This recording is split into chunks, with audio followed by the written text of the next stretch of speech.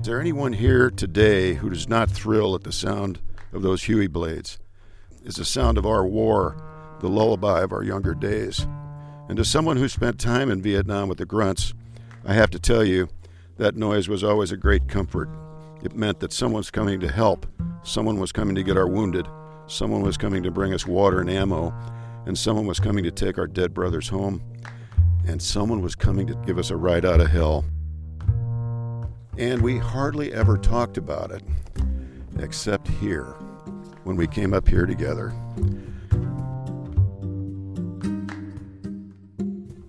Welcome to episode 14 of the Paddle and Portage podcast. Once again, this episode takes us into the Boundary Waters Canoe area. It doesn't start there, though. This episode starts with the Vietnam War in 1971.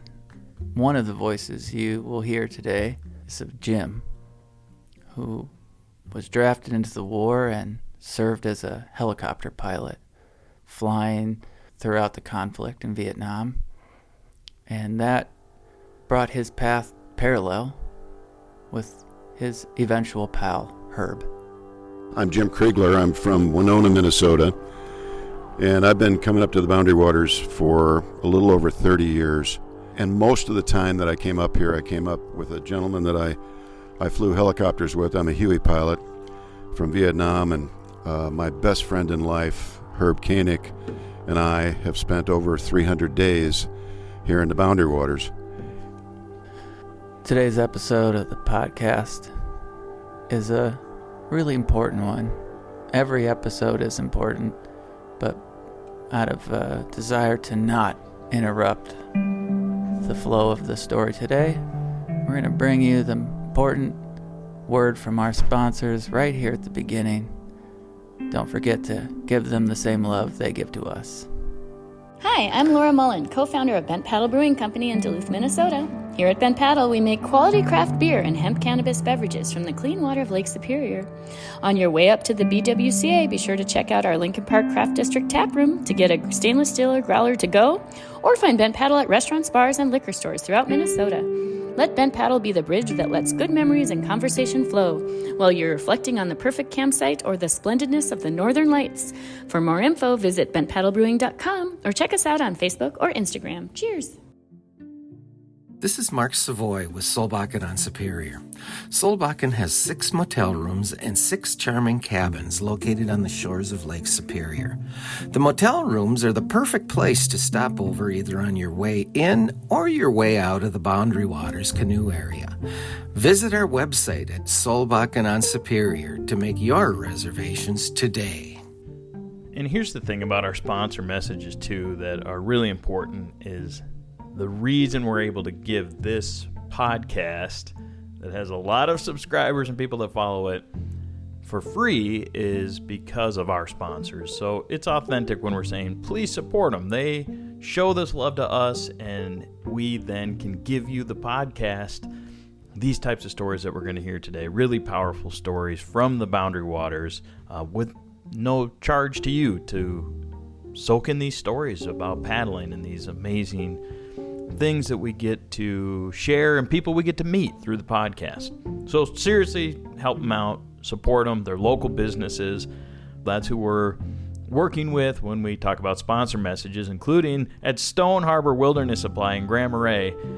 They're going to be changing ownership. We've already done a story about this on Paddle and Portage, but right now as they start that transition, they have a huge sale that's going on. It started right now in September, 20% off, full priced items store-wide, 40% off all clearance items, 40% off of all new canoes and kayaks. That's at Stone Harbor Wilderness Supply in Grand Marais. Give them a call if you have any more questions, 218-387-3136. Find them online, stoneharborws.com. They're all over Facebook and Instagram, social media as well. Stone Harbor Wilderness Supply. Big sale going on right now at Stone Harbor. And speaking of canoes, shout out to a sponsor of this podcast since day one. They've sponsored an episode of every month of the podcast. That's Andy and Ada up at Tuscarora Lodge and Canoe Outfitters. on the Gunflint Trail. Andy and Ada been a big supporter of us getting going in year one, and we're so appreciative of that. They have an awesome, robust, you could say, presence on social media, and they have a lot of fun with their social media posts as well, and their YouTube channel. I know Andy and the crew, Ada, everybody gets busy up there in the summer, of course, but in the winter, they do a lot of really cool ice reports on their YouTube channel and adventures and things that are happening up the Gunflint, way up the Gunflint, where they're located on Round Lake. So we'll just start to look forward to those here later in the end of fall and start of winter when Andy does his annual ice updates. Look forward to that. Tuscarora Lodge and Canoe Outfitters on the Gunflint Trail. Support them for sure. And now let's get back to our story about Jim, the helicopter pilot who flew during the Vietnam War. The story about Jim and his friend Herb and the Boundary Waters in this episode of the podcast. They both faced the same fate as all the veterans who returned from that war. What to do next? And Jim and Herb both led productive lives as adults after the war, successful, you could even say, but they still carried that part of their past, and it was something that they rarely spoke about. The scenes, the situations, the things they experienced while flying helicopters in combat in Vietnam. Like many veterans, that part of life stays very private because, unfortunately, unless you were there, you just can't understand and can't relate. But in this case, Jim and Herb shared some other things in common that changed the future of their lives. And that thing, and why we're talking about this on the podcast, was paddling. Jim lives in Winona and took to canoeing the rivers of the upper Midwest and beyond and paddling that way. And when he connected with Herb through their shared experiences in Vietnam and both being pilots, Jim said, "I've got a place I'd like to take you. The Boundary Waters Canoe Area Wilderness here in northern Minnesota." And when they made that first trip together, they discovered that not only did they feel the same types of feelings that you and I and many people share of awe, wonder, the beauty of this place, the fishing that Herb in particular really enjoyed, they also realized it was a safe place for them to talk about their experiences in Vietnam. Both of us went through Warrant Officer Flight School, and going through Warrant Officer Flight School is like forging steel.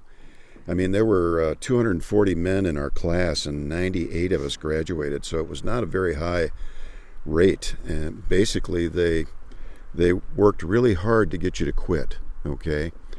And the people that didn't quit, were the ones that could handle the bullshit, wouldn't take anything from anybody. If they thought you were wrong, they'd tell you. So on the surface, Warrant Officer Herb Koenig and friend Herb Koenig and dad Herb Koenig, on the surface he was a tough cookie, but inside, in his heart, he had a heart of gold. There wasn't anything he wouldn't do for anybody. And after Herb and I got out of the Army, we each went our own way in life. And for about 20 years, we went to college, we got our degrees, we got married, we started a family, and we hadn't seen each other for a long time. And then late in 1993, we ran into each other, I think at a reunion, and we realized that we had a very special friendship and one that we wanted to continue, even after we hadn't seen each other for a long time. And it also turned out that neither of us had talked about the war much. We had a lot inside of us that needed to come out. And so we made a pact that each summer we would spend time in the Boundary Waters to continue our friendship and, frankly, let those nasty memories out. Jim tallied over time the days that he and Herb spent in the Boundary Waters. In 28 years, we spent about 300 days in this lovely wilderness, and we both loved it up here, both of us. As that number increased, unfortunately, tragedy happened. About a year and a half ago, Herb passed away. I am bringing his ashes up here to put him in a place that he dearly loved, and so that's the reason that I'm up here. And that brings us to more present time in August 2024, in particular, late August. Herb has passed away at this point, and Jim and others gathered on the shores of Brewing Lake, an entry point to the Boundary Waters, to honor Herb's life. This is kind of about a guy that's going to forever be in our hearts, and it's a celebration of his life. You know, to me, he was a great guy. So, you know, to all of his friends and family, you know, we're gathered here to really celebrate, but in doing so, really appreciate the life of Herb Koenig, because it was a life well lived. And for my dearest friend Herb, I mean, today there are people here that love you. Your dearest daughter Jenny is here with her husband Pat, and my son Brian is here, one of your good friends and your very best friend in life, me, and a new friend, Joe Fredericks, who is here to document this day. But we're all here because of who you were and what you did. And it seemed to me like wherever you walked on this earth, your life was noticed, and you became friends with the people that you met, and those people would not soon forget you. And some only knew you briefly, some knew you for a portion of their lives, and a very fortunate few like me knew you for what seemed like an entire lifetime. And what a difference you made in the lives of people that you touched, especially me, Herb. So after we met on the shores of Brewing Lake in late August, we paddled out to a place that Jim had gone to the day before, Jim and his son, and scouted out, essentially, as a place to get out and honor Herb and talk about the Boundary Waters and why this place meant so much to them. And when we got out on this island, Jim started to read what I discovered or pieced together as he was reading this very beautiful piece that he had written down about Herb, that it was a eulogy to his friend. It became clear in that moment that this paddle trip was indeed a funeral. I realized that out there on the island, and I realized that I had been invited into this very important, meaningful, and beautiful moment of a funeral in the Boundary Waters, and it was a whole host of emotions that came over me at that time. So to Herb, this was a special place, and that's why we're here in the Boundary Waters. And it's only fitting that we leave part of him here on this island, which I'm now going to call Herb Island. And you know, Herb, my friend, I hope you soar with the angels on the wings of an eagle, and I hope forever and ever you are at peace. And a promise to you and all those that are here, I will remember you fondly, and I will miss you fiercely as I have. And I love you, my brother, eternally. But when it's my time, I hope they take me home in a Huey, and I let the sound of those blades lull me to sleep. And Herb, I hope you're my pilot, and I hope you show me the way home. So rest easy, my friend, because you had a life well lived. Amen.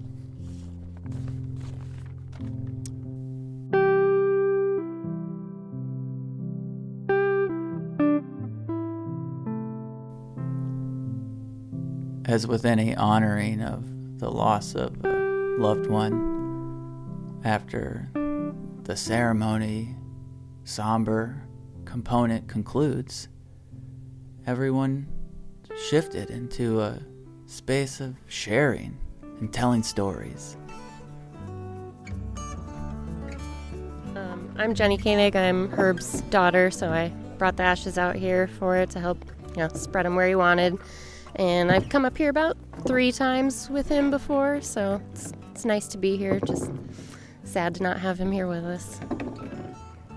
But he definitely, raised me and my sister to love the outdoors and camping. And there's this old home movie back in the 80s when we had those massive cameras, and he would always be recording everything, and he's narrating and recording. And I was real little. I was the smallest one out of all the girls there, and we're all climbing up some hillside, and I got myself stuck. And you can just hear me in the background yelling, "Save me, Daddy, save me." Oh, in the video. But he was, you figure it out on your own. You got yourself up there, you can get yourself back. And so he's just recording, narrating, and I'm screaming in the background. And eventually he's just like, well, I guess I better go rescue Jenny.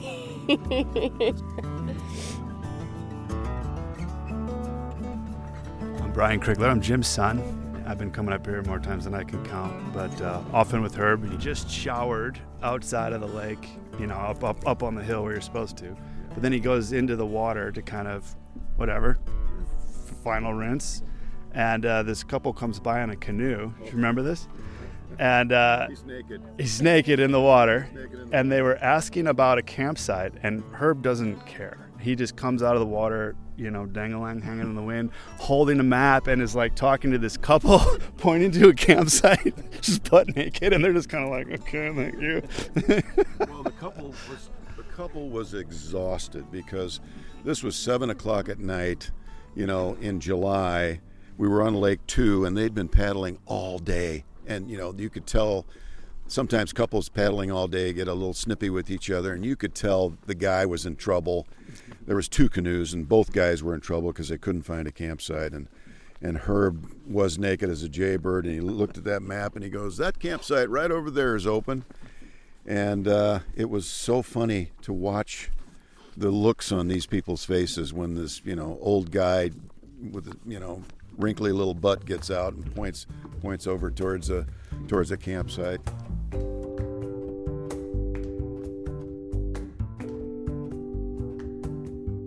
It's obvious looking back to understand Jim is a person motivated by a sense of passion for not just paddling but merging that, like so many of us try to do with the other things that are important in life. Jim did that by paddling the Mississippi River in its entirety, and along the way visiting veterans' families, those who lost loved ones in the war, to talk to them directly. He was supposed to be my ground crew when in 2017, I was 67, and I was soloing the Mississippi River. And right off the bat, he was going to be my ground crew. But a week before I was going, maybe 2 weeks, he called me up and he goes, "Jim," he says, "my doctor's grounded me." He said, "I got AFib." He said, he won't let me do anything. He said, "I'm sorry, but I can't be your ground crew." Well, that was too it was too late for me to get another ground crew, so I got together my Boundary Waters gear and got a little 3-man tent that I can take with me. And so I decided, well, I'm just going to camp down the Mississippi. And so I started out doing exactly that. Day one, I only got about 13 miles, and I set my tent up, and that night it snowed 2 inches, and ice storm, and the next day it was snowing again, and the third day it was a wind and an ice storm, and it took 3 days for me to make it back to Bemidji from Lake Itasca. And I kept posting on Facebook the snow. I'd take a picture of the snow and I'd post the snowstorm. And I got stuck in Bemidji for 3 days because it was too nasty out there. Finally, I'm on my way, and I'm on my way to Grand Rapids, Minnesota, and my phone rings, my cell phone. I had a Bluetooth around my neck so I could answer my phone. And it's Herb. And he'd been watching me on Facebook. And he said, "How many snowstorms have you gone through?" I said, 6. He goes, "Where you at?" I said, "Well, I'm not quite to Grand Rapids, Minnesota." He goes, "Well, stay there. Just pitch your tent and stay there." He says, "I'm coming up." I said, "What about the AFib?" He says, my doctor released me, and I'm bringing my my trailer, and he drove his 26-foot camper from Dallas, Texas to Grand Rapids, Minnesota, just so I didn't have to pitch a tent anymore, so I could sleep out of the weather. And from that point on, every morning at dawn, he would drop me off at my entry point on the river, and at the end of the day, he'd pick me up, and he'd make me dinner. He'd have a hamburger or a hot dog or something for me to eat at the end of the day, almost all the way down to New Orleans. He did that for me. That's a guy with a heart that is like huge. He did not have to do that. I could have camped on sandbars the whole way, but he wanted to make sure that I didn't have to deal with any snowstorms or any other bullshit. So he drove me every day. He would be my ground crew. And what kind of guy does that? Then in 48 days, I went 2,320 miles with Herb Koenig's help. That was pretty cool. I've said it before, and once again feels appropriate to name out loud that paddling and the Boundary Waters is one of the reasons why I'm still alive today. And it continues to bring me both comfort and joy that's true for many others. Yeah, I think it's fair to say that the Boundary Waters is a reason that some people continue to live or are alive, literally because it gives them a place to look forward to. You got to have something to look forward to in this life. And even if it's your next canoe trip, what a great thing that is to look forward to. And I know you know this, but it's so much more than that, because it's actually coming off of my recent trip, reminded me that it's actually the place where I am most myself, where I get to be with myself and be with other people in the most real way, where everything is stripped away. And that's why those conversations that don't always happen, or maybe never happen in the rest of life, get to happen there. It's a powerful, powerful thing. In talking with Jim and Herb didn't come to the Boundary Waters to talk about Vietnam. That wasn't the intention. It just happened to be that was the only place that they felt comfortable talking about their experiences in Vietnam. That says everything that you need to know if you've never been to the Boundary Waters about what this place reveals to you, opens up inside of us. And if you've been there and you've experienced something like that, you know exactly what we're talking about. We've heard it on other episodes of the podcast with the group that goes winter camping and honors their friend who passed away. That's where they talk about their friend and feel connected to him and think about him. And I'm sure, as Jim told me that day on Brule Lake, before they went out, the group, and paddled around Brule because it was a beautiful day, is that Herb Island, Brule, the Boundary Waters, this is now a place that Jim is going to feel connected to Herb every time that he comes in a tangible way, in a way that is real for Jim, that he is speaking to Herb when he's here. And that is just unbelievably powerful.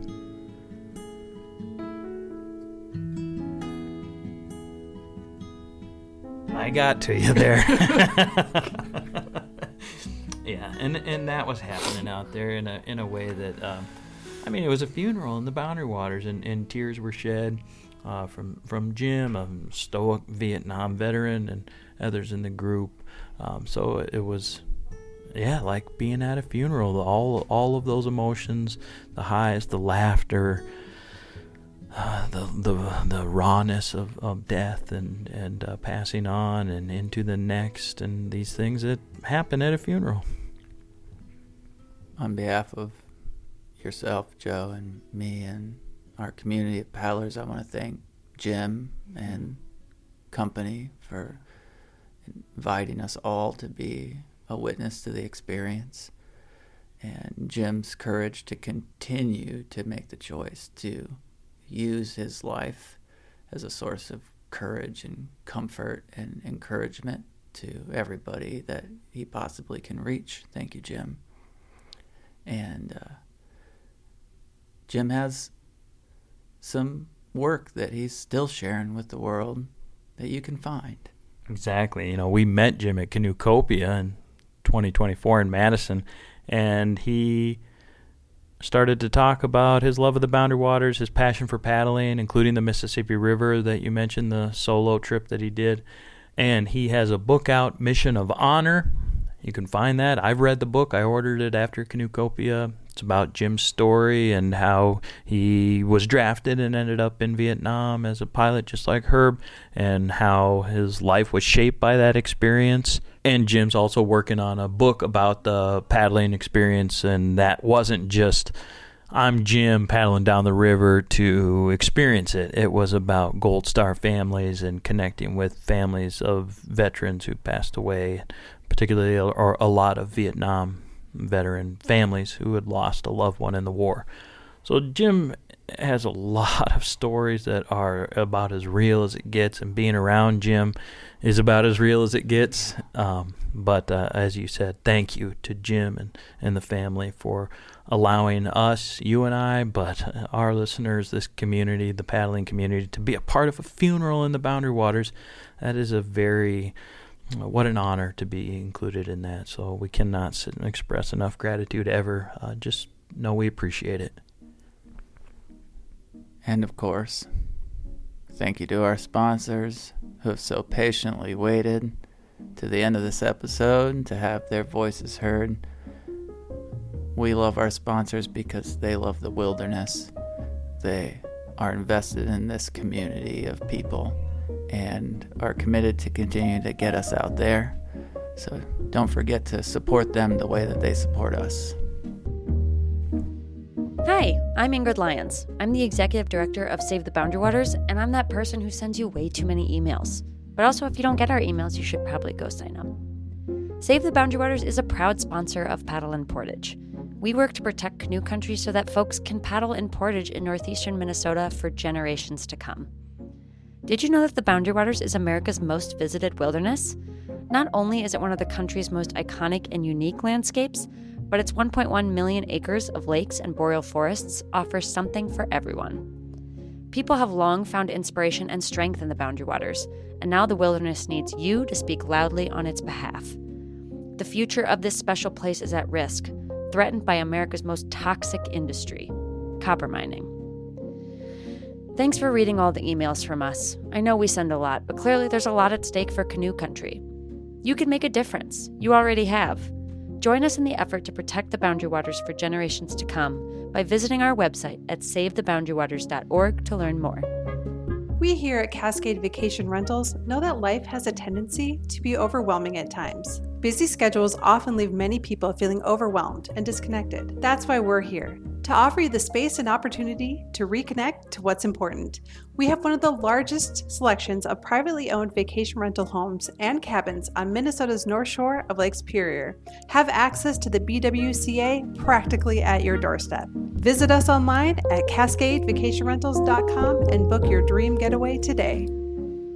And being able to spend time with Jim and the group on Brewing Lake, it also brought into the forefront the protection of this place and why it's important. Ongoing protection for the Boundary Waters. September, we're celebrating 60 years of the Wilderness Act since it was signed in September 1964, and it's through efforts of organizations like Friends of the Boundary Waters that continues the dedication to protect places like Brewing Lake, where we're with Jim in this episode.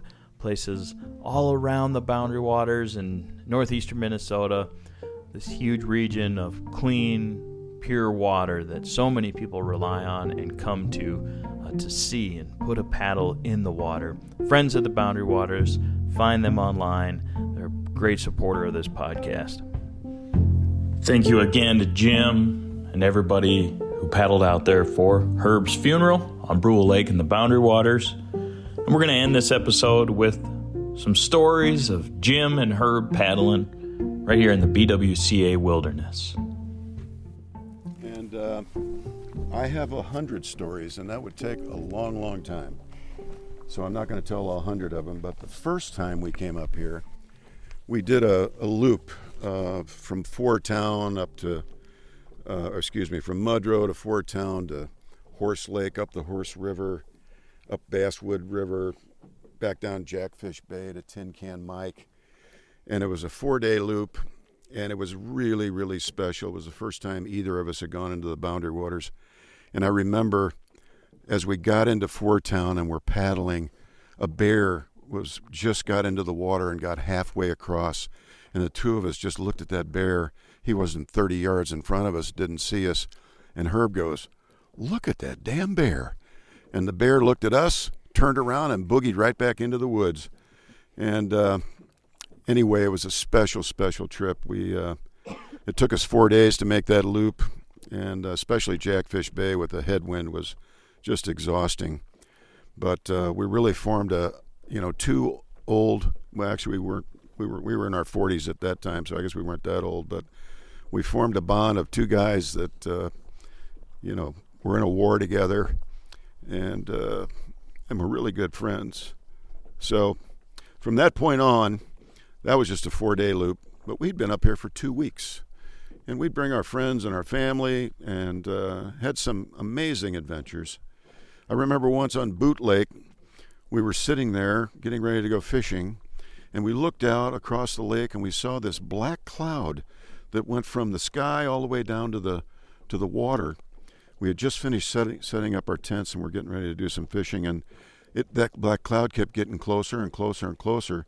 All of a sudden, about a 70-mile-an-hour wind hit us, and we were inside those tents holding them.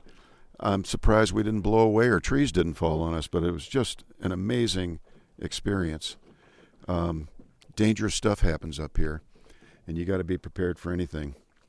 Herb was known for his lists, his famous lists of not forgetting everything, especially the duct tape. If I forgot the duct tape, I'd never hear the end of it. He was constantly telling me to check my list before we came.